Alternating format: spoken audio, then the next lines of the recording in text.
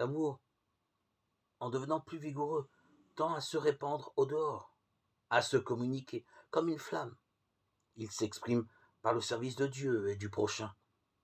Celui qui aime cherche à se donner à autrui. En cela, le chrétien imite de plus en plus Jésus, qui a pris le rôle du serviteur, puis a donné sa vie pour nous.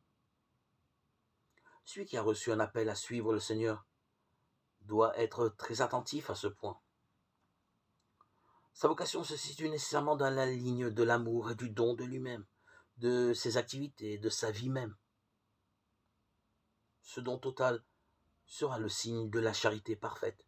Selon la parole de notre Seigneur, il n'y a pas de plus grand amour que de donner sa vie pour ceux qu'on aime.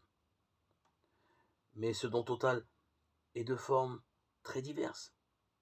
On pense tout de suite au martyr qui sacrifie tout, y compris sa vie, en témoignage pour le Christ. Mais il y a aussi le don total de la profession religieuse, témoignage public d'une préférence absolue pour le Seigneur. L'engagement définitif dans les ministères ordonnés relève aussi de ce don complet.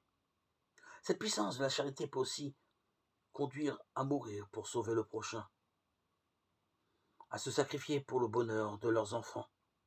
Comprenons que ce don total, en dehors du martyr, va devoir se monnayer tous les jours dans la multiplicité des générosités que nous demande notre Seigneur, Jésus-Christ. Répondons à son appel. Soyons à l'écoute, veillons, restons disponibles à la parole.